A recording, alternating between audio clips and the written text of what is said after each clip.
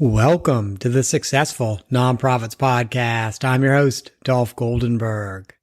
I am so glad that you have joined us for a conversation with Rob Jackson, who is an internationally renowned leader in volunteer engagement. Rob has over 25 years of professional experience leading and managing volunteers. You might be saying, so what? There are thousands of people on the planet who can say the same thing. But Rob has risen to the level of trusted thought leader and influencer. He's co-authored 3 books on the subject. The most recent is called From the Top Down. And he's also co-authored the Complete Volunteer Management Handbook, as well as Turn Your Organization into a Volunteer Magnet. That one, by the way, is actually available for download from one of his more recent blog posts, and it's free. It's from 2007. It's now downloadable completely free. But do you know what I really admire about Rob's work? He's a little bit of a contrarian, kind of like me, and he refuses to just regurgitate what prior experts or associations have said is a best practice or a leading practice. If you spend just a few minutes at his blog, it is very clear that he contributes an important voice on things like accreditation for volunteer managers and paying out-of-pocket expenses for volunteers. So if you're curious to hear his voice on any of those subjects, please join me in welcoming Rob Jackson to the podcast. Hey, Rob, welcome. Thank you, Dolph. How are you today? Gosh, I am doing great. I know we had a little bit of technical difficulties and you kind of sounded like a Dalek on my end, but thankfully you don't anymore. I was putting my weekend voice on for you. And so now that we all sound like humans, let's maybe jump into this conversation by you sharing how you got your career in volunteerism started. Okay, so I'll try and keep a very long story reasonably short. The first memory I have of being a volunteer was back at high school, back in the 80s, in the days of the yuppies, when one of our teachers decided that he was going to translate his filofax concept into something that we could use as students. And I didn't know it was called volunteering at the time, but I helped out with that. And I suppose that sowed a seed in the back of my head. And so I continued volunteering off and on as I got into university. And then I ended up doing a placement whilst I was at university, completely unrelated to my degree, where in essence, what it was volunteer management. So like a lot of us, I fell into it completely by accident. I think the only person in the world who's ever said, "Mummy, Daddy, I'd like to be a volunteer manager," was my youngest son when he was about 4 years old. And I told him what I did for a living. And it kind of has gone very fortuitously from there, from one role to another role to another role in a variety of different organizations, including some time at Volunteering England. And then for the last 9 years now, as a consultant, trainer, speaker, I quite often describe myself as an itinerant opinion spouter for hire. That seems to be the way that my life is defined professionally these days. And I'll say it is quite itinerant. I know before we got on to this recording, we were talking a little bit about your travel schedule. So I know you're going to be presenting in DC. You're based out of the UK. You're going to be presenting in DC later this year.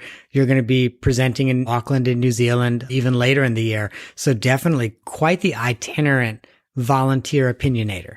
Yes, yeah. I kind of made a purposeful decision in 2013 that I wanted to do some of the overseas travel with work. And it's difficult because we're now in an age with technology like this where you don't necessarily need to travel to do that work. For me, volunteer management is the same the world over. The basics of volunteer management doesn't matter if you're in sport, arts and culture, social services, different countries. The difference is the cultural and societal context that goes around that. And you can take the same issue that somebody may be dealing with in London, and you can view it in New York, or you can view it in Auckland, or you can view it in Melbourne, and there'll be subtle differences to it because of that context. And I can then take that idea back. It's almost like being a cross-pollinator of ideas. So the overseas stuff is wonderful. And I'm really looking forward to being back at Points of Light this year and working in Minnesota again and in Australia and New Zealand and some of my favorite places in the world. So yeah, it's going to be a good year this year, I think. Can you give an example of one of those issues that maybe you take in the UK and it's really different in New York and really different in Johannesburg? Yeah, so for me, one of the big differences, for example, between the States and the UK is that volunteering is far more kind of embedded in the fabric of society as I see it in the US. For me, that comes down to people had to help each other when people were moving west across the country as it was being colonized the first time. If you didn't help your neighbor, which is, after all, volunteering, even if we don't call it that, then not only did you die, but your community died as well. Whereas here in the UK, it's got that still very philanthropic, well-off, doing to the less well-off connotation. I mean, our first piece of charity law was over 500 years ago under Queen Elizabeth I. And then you add in the fact that we have a very strong public sector in this country, not only in the National Health Service, and a load of other things as well. And so since the Second World War, there's almost been a mindset, if a job's going to be done, it's going to be done by a professional, by which people mean a paid employee. That throws up this interesting cultural dynamic between volunteering in the two countries. So you would see people, and I can remember looking at the hotel room in Bloomington, Minnesota, at a fundraising rally with T-shirts that said volunteer, and they were in Costco and it said volunteer. And I think the only time that's happened here was at the London 2012 Olympic Games. It's interesting, and I may have mentioned this maybe 30 or 40 episodes ago. In freshman English here in the U.S., we had to read essentially the journal of Alex de Tocqueville, who was this European fellow who traveled around the colonies pre-Revolutionary War, sometime mid-1700s. And one of the things he really noticed was, these colonials have developed this interesting system of civic organizations that we don't have in continental Europe or in the United Kingdom, at the time England. Historically, I think I can absolutely see how that kind of came about, because in the US, from our earliest foundings for survival, we had these civic organizations, whereas they were not necessarily native or indigenous to England. As the late, great Susan J. Ellis used to say, Paul Revere was a fantastic volunteer. Nobody gets paid to start a revolution, so the distinction between our two nations came very much through the act of volunteering, and thank goodness it did. I love that. I am going to steal that line because that is such a good line. Now, I do have to say, though, back when Paul Revere was a great volunteer, or when Alex de Tocqueville, a couple decades before that, was traveling around the colonies, for volunteer managers, there was no certification or accreditation. And it's funny, I think you and I might have really similar sentiments about this, although for me, it typically falls around certification for fundraising. Can we talk about certification or accreditation for volunteer engagement managers? Yes, of course we can. One of my favorite subjects. I will say that part of the reason why I am not the world's biggest fan of accreditation programs or certification programs for leaders of volunteers is, and I'll be completely honest in this, I've got 25, nearly 26 years experience in this, and I don't have accreditation in it. I don't even have a university degree. So my education, accredited education, is to high school equivalent in the US, really. And I don't think that makes me a worse manager of volunteers as a result. I can see why we have these accreditation programs. And I think particularly the CVA, there is a lot to be celebrated about that. It has helped a lot of leaders of volunteer engagement gain credibility internally within their organizations. It has helped them argue for greater salaries, greater influence. But my question always comes down to, what are we accrediting? Are we accrediting the things that make somebody a good leader and manager of volunteers? Or are we accrediting the ability of people to follow the rules, to do the systems and the processes, which are important, but do not define what makes somebody a great leader of volunteers? And I ask the question occasionally in my workshops, and I have done it online before, please define for me what makes somebody a great leader of volunteers. And people struggle to answer that question. If we struggle to answer that question, how can we confidently codify something to give us an accreditation that says we are good at that role? Mm-hmm. It's almost like accreditation is the intro training program. And then the final exam you take is kind of like the final exam you take in high school or college. Like, okay, you learned what you were supposed to learn. Yes, absolutely. Any accreditation program, whether it's for an accountant or a lawyer or anything like that, there's always continuing professional development that needs to go on beyond that.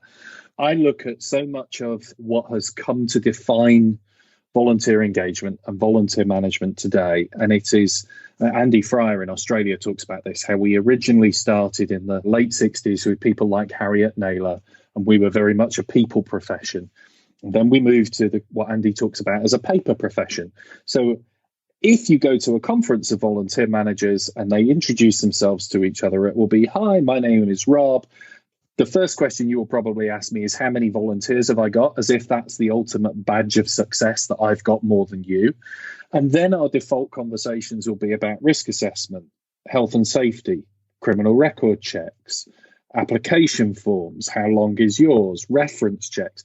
We will only ever get to talking about our volunteers as people, as in saying, "Dolph, I've got some problem volunteers. Would you like some of my problem volunteers?"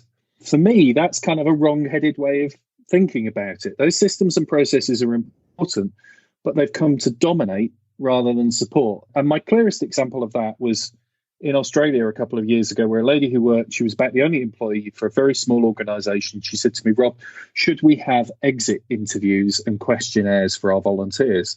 And I said, "Yeah, probably. It's not a bad idea to have them. Wouldn't it be much better if you invested your effort in getting to know your volunteers well enough that you knew when they were thinking about leaving before they left?" Yeah.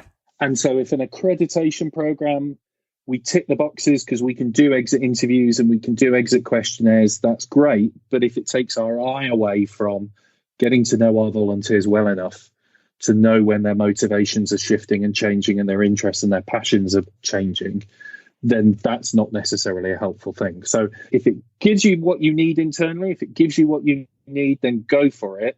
But we have to be very cautious about accreditation being the definition of what makes somebody a good leader and manager of volunteers. I have a similar perspective on accreditation, and admittedly, I don't have a lot of volunteer management experience except board members. I've done a lot of board management, but for volunteer, like program operation management volunteers, I don't have a lot of experience in that. What I have, and earlier in my career had a good bit, about a dozen years of experience in, is fundraising. And toward the end, I used to really chuckle. Early in my career, I was never accredited. I still have no fundraising accreditation. I remember I ended up having a conversation with the last executive director where I was her development director. And after I'd been there a couple of years, she said to me, "Have you thought about becoming a CFRE?" And I literally said to her, at this point in my career, I've raised about $20 million, and I kind of feel like that's my accreditation. And she pushed it a little bit. She essentially said to me, "Well, I feel like if you were accredited, donors might feel differently, return your calls more, or whatever." And first of all, I think that's total bogus. Total bogus. Let me tell you, I don't think any donor cares whether or not I'm a CFRE. The same way I don't think any volunteer cares whether or not you're a certified or accredited volunteer manager. But what I actually ended up saying to her is, okay, well, let's look at how many hours that's going to take, and then let's figure out how much less money I'm going to be able to raise this year. And if you decide that it's worth that opportunity cost of how much less I'm going to be able to raise, okay, I'll go do it. And so when we crunched the numbers, she's like, "Yeah, that's not worth it." And I imagine it's probably the same kind of thing with volunteer managers.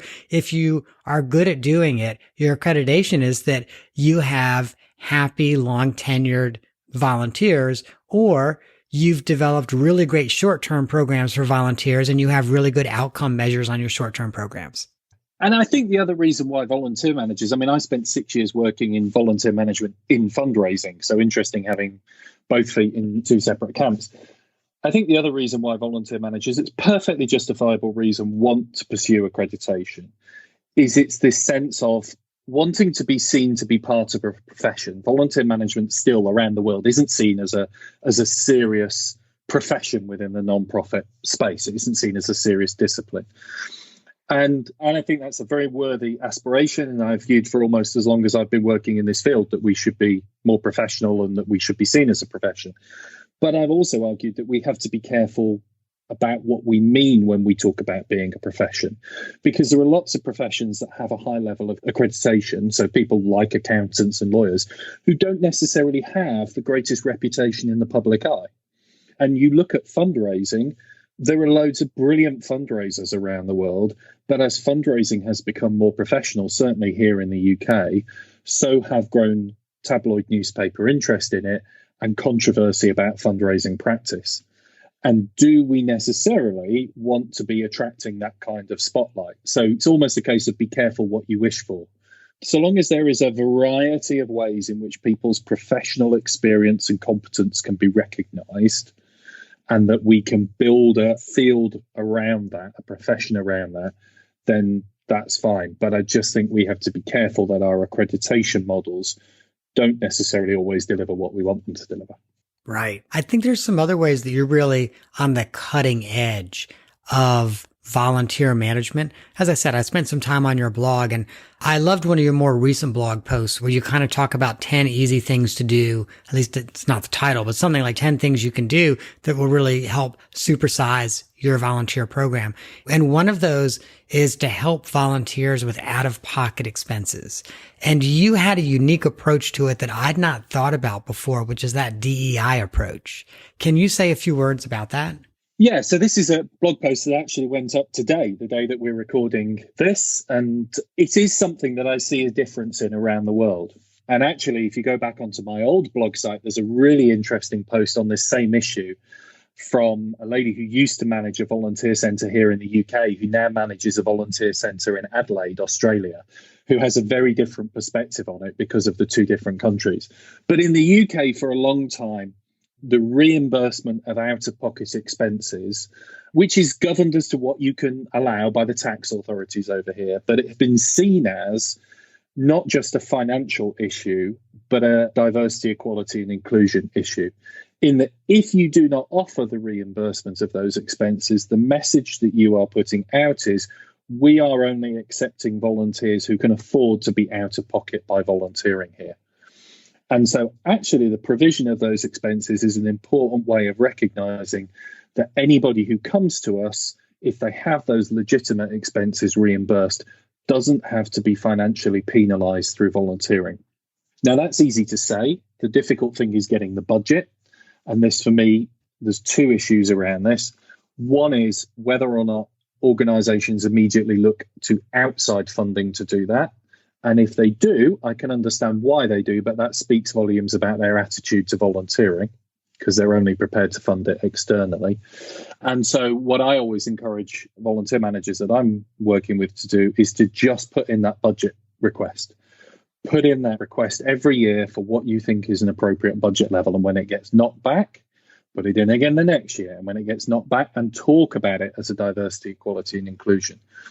And then the final thing that I would say on it is, even when you've got that money in place and you're reimbursing those expenses, you need to guard against this culture of people not claiming, because it creates a two-tier system where some volunteers don't claim and some volunteers do claim, and the ones that don't claim can end up looking down on the ones that do claim, or putting in place cultural barriers that turn people off volunteering.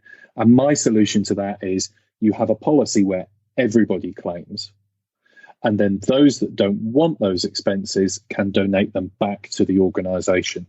And there is a neat little trick here in the UK called gift aid, where if you're a taxpayer, you can make that donation and the government will add, I think it's 25% back on top of it, equivalent to the income tax you would have paid. And Her Majesty's Treasury are absolutely fine with that. They're cool with it. I wish we could get the IRS to do that piece. That's awesome. I'll share with you, you just presented a really radical idea that I've not really thought about before, which is most organizations that I know in the United States that are willing to pay out-of-pocket expenses, whether it's cost of subway or mileage or whatever it might be, will typically do it on a, well, if you ask, we'll provide it to you. But I love how you're turning that around, because if it's for everybody, then no one has to ask. Because when you ask, you're kind of identifying yourself as someone who does not have as much money. And not only that, it's almost like you're asking for charity. Well, I can come, but can you give me a subway token? Especially if you're in a more rural area where somebody has to drive to get there and they can't afford a distance you guys will drive in the US to go and do something is much further than what we would see as an acceptable distance to drive in the UK. So if you're talking a 30-minute, 45-minute drive each way to do volunteering, and the gas cost that comes with that, and you're not reimbursing mileage at whatever IRS mileage rates are, then that's a lot of money that somebody's out of pocket if they're volunteering once or twice a week. And so you're saying only those people can be volunteers. And then we complain that we don't have diversity in our volunteer corps and that people don't see us as being passionate about equality and inclusion. Obviously, the things I immediately think about are mileage or subway. What are some of the other out-of-pocket expenses? Because honestly, I'm blanking on them, but you're the pro. So I know you're going to think about a couple more. So in the UK, one thing that employees can't claim cost of their mileage to and from their place of work, but volunteers can. There's an issue that needs to be looked at there. There is the cost of maybe protective clothing if they're required to buy their own protective clothing or they're required to buy their own uniform as a consequence of volunteering. There's potentially childcare as well. So what are we doing about childcare costs? Okay, now that's absolutely DEI. Oh my gosh, I love where you're going with this, Rob.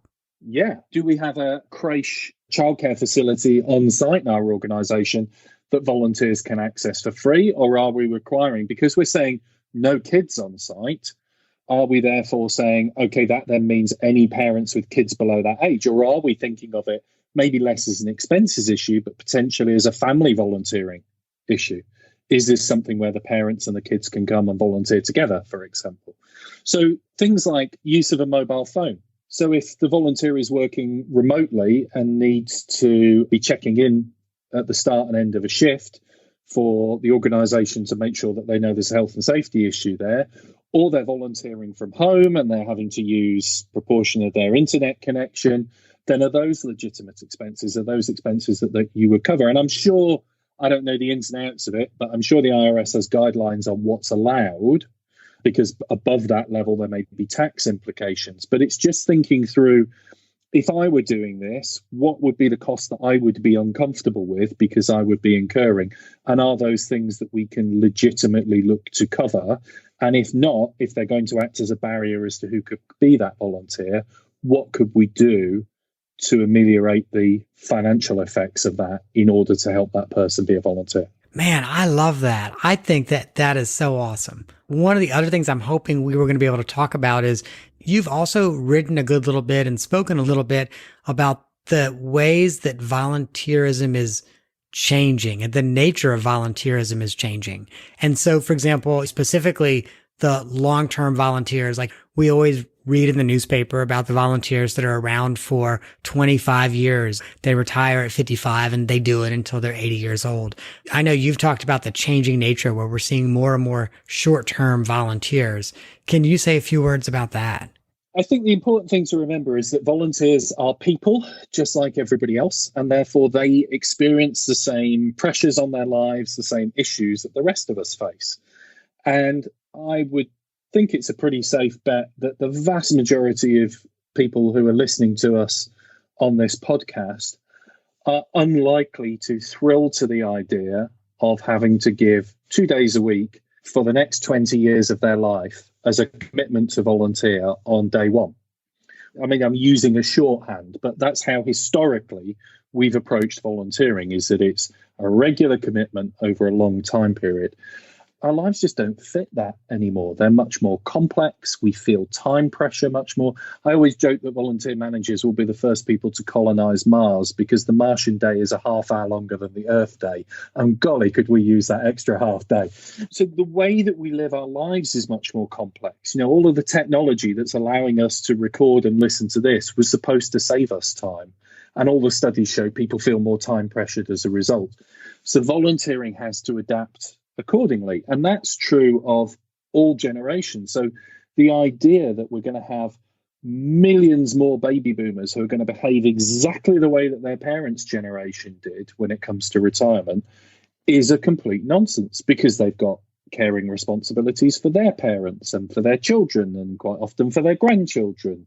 And they've got much higher expectations of how they're going to travel and do all of these kinds of things. And they're maybe not going to live in the community that they always lived in when they retire. They're going to move somewhere else. And so the way that they're going to volunteer and the shape of volunteering is going to be very different. And I think for me, that can manifest itself quite clearly when we talk about retention, that we still in the nonprofit sector talk about volunteer retention as how do I hang on to you as a volunteer for as long as possible?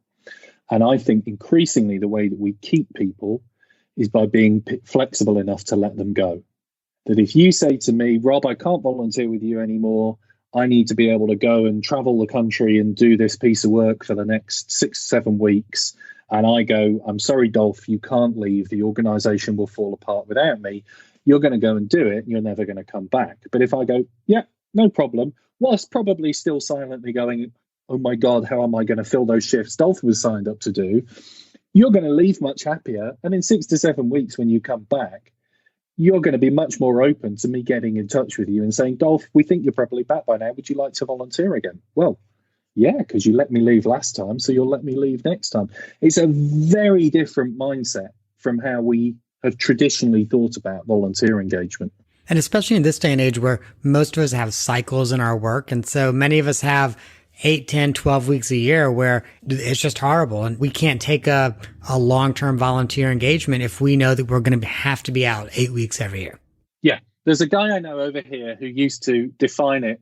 He wanted in his organization, he's wanted his volunteering to be called martini volunteering, because there was a great ad campaign in the 1980s for martini, which was martini anytime, any place, anywhere. His aspiration was that volunteering for his organization, if somebody volunteers, they should be able to do that role anytime, any place, anywhere.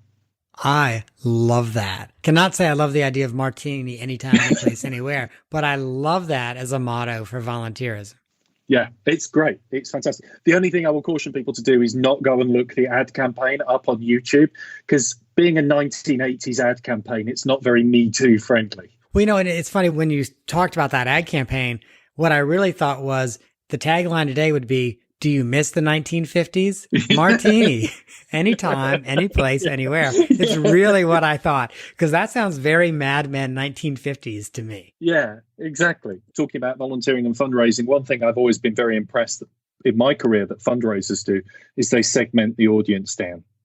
And I don't think we do that enough in volunteer management. I think we still think so long as you've got a pulse and you're breathing, you're a potential volunteer, rather than a 5-year-old, a 15-year-old, a 25-year-old, a 55-year-old, a 95-year-old is going to think about volunteering differently. It's interesting because like fundraisers segment audiences in so many ways, and you could do that not just age or not just retired, not retired. There's so many ways you could segment volunteers to better utilize and engage your volunteers. Oh my gosh, another really groundbreaking idea. I love that. For me, I think the big thing is to think about life stages. I've got a son at the moment who's 18. He's finishing high school this year. He's looking towards university. So a couple of years ago, he started looking at volunteering as a way to help him on his career path. In 10 years' time, he'll probably be busy working.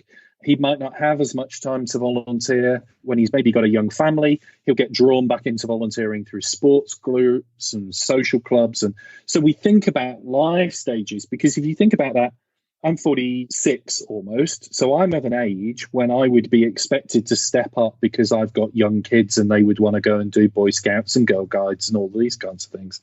Except increasingly, people don't have, and I don't have young kids, my kids are mainly grown up, but increasingly people have got young kids of that age now when they're in their 50s and 60s. I mean, Rod Stewart's got a child under the age of 5 and he's about 153. So the target market for those organizations is shifting. So your Boy Scouts and Girl Guides group probably doesn't need somebody or doesn't want somebody in their 30s or 40s anymore. Their target market now is people in their 50s and 60s. I assume much like in fundraising, the dink is always, everybody wants the dink when you're a fundraiser, double income, no kids, because they have disposable income. Again, this is from a fundraising perspective. And also typically they have no one else other than their life partner that they're going to leave their estate to. So every fundraiser salivates about that. But I imagine things like if you're a dink, you probably get segmented differently for volunteer engagement too, because you're not going to have childcare responsibilities. Maybe you are good for that long-term engagement or for board service or something like that. It comes up particularly in something like family volunteering. So there's a piece of work being done at the moment in the UK on family volunteering, and their initial findings have shown that 50% of family volunteers are older couples with no children volunteering together, which would fall in potentially into that dink market. But the moment we start talking about family volunteering, we think about 5-year-olds running around our organizations doing things they probably shouldn't. And it's about how we get our perspective on these things and just broadening up to the fact that the world today in 2020 is very different from how it was 30 or 40 years ago when most of the good practice on volunteer engagement was originally established. Rob, as we start to wrap up the meat of our conversation, I want to jump off the map to our off the map question. I often just let the muse bring me a question, and the muse brought me a question. We were doing the sound check. I asked you to just say something for about 30, 45 seconds. You started to share with me that there are some really famous doodles in your child's school. So can you please talk about these doodles? Okay. So I live in a town called Grantham in Lincolnshire. So for anybody that's ever been to the UK, Grantham is about halfway between London and the city of York. It's one of those towns that you've probably been through or been past, but never come to. And we have a school, the boys' school in town, called the King's School, which was refounded, not originally founded, refounded in 1500 and something. And the original school building is now a hall on a much bigger campus. And when you go out to the original space, it's very much like a kind of Harry Potter kind of environment. You walk into the hall, and over in one corner, there is a stone windowsill inside that has a piece of clear perspex over it. When you look under that piece of clear perspex, there is a piece of graffiti where Sir Isaac Newton, who was a student at that school, carved his name in the stone because he was born 6 miles from where I am sat now in a village called Colsterworth, where the apple tree from which the apple fell and he observed and conceptualized the idea of gravity is still there. And in fact, our astronaut, Tim Peake, a couple of years ago, took some of the seeds from that apple tree up onto the International Space Station. So we've had from the International Space Station to carvings, graffiti of one of the greatest physicists in the world in our local school, which is pretty cool. I love that. And it's a sense of history that we don't really have in the U.S. So no one's child in the U.S. is going to school somewhere where they would say, oh, in the 1650s, this very famous person etched something in stone. That's really just off the chain awesome. One of my favorite places in town is to take people from the United States to is our second oldest building, which is a pub, and it's 400 years old. And people sit in there and think, I am drinking beer in a building that has been a pub for more than 200 years longer than this country was colonized. It blows people's minds, but that's cool. I've had that experience in Southeast Asia where I'll be places and they're 2,000 years old and it just completely blows your mind. You're like, in the US, if it's 100 years old, it's old. In other places, if it's not at least 1,000 years old, it's still pretty usable. Yeah, exactly. Which is the nice thing about traveling and experiencing all of that. Well, Rob, I am so grateful that you have joined us to talk about volunteer engagement in the nonprofit sector. And listeners, while Rob is located in the UK, he has so much to offer, regardless of which continent you're on. If you're interested in learning more about volunteer engagement, Rob has several things you should check out. The first is his website, which is at robjacksonconsulting.com. There you'll find a great blog. You'll learn about his consulting, speaking, and mentoring opportunities. And as I mentioned at the beginning of this episode, one of his more recent blogs, you can even download his first book as a PDF, Turn Your Organization into a Volunteer Magnet. You also may want to check out evolunteerism.com. It's a global publication for volunteer management that's produced quarterly. It does require a nominal subscription, and I would definitely subscribe if a big part of my life included volunteer management. And then also head over to Amazon and check out both of his books, From the Top Down and also the Complete Volunteer Management Handbook. And he's actually co-authored both of the most recent editions of that handbook. Hey, Rob, thank you so much for joining us today. My pleasure, Dolph. Thank you for having me on here. It's been a blast. Listeners, were you unable to write down Rob's URL because you're busy on the travel site Hipmum booking your tickets to Auckland to attend the Pivot conference and hear Rob speak there? Well, keep looking at those flights to find the least expensive ticket with the fewest layovers, because that can be a really painful flight if you have lots of layovers. And just know that we're going to post all of the links that we just mentioned at our show notes at successfulnonprofits.com. I am grateful that you have chosen to spend this half hour or so with Rob and I invite you to keep the conversation by going and connecting with me on LinkedIn. And if you want to connect with me more individually, you can always do that from successfulnonprofits.com. I personally respond to every listener that reaches out. It might take me a few days, but I always respond.